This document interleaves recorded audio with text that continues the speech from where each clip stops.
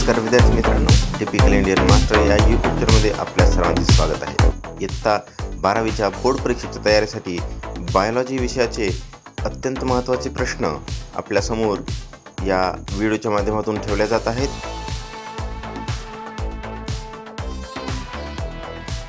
याची तयारी केल्यास आपल्याला डेफिनेटली बोर्ड परीक्षेत चांगला कॉन्फिडन्स प्राप्त होईल आणि आपला पेपर चांगला जाईल.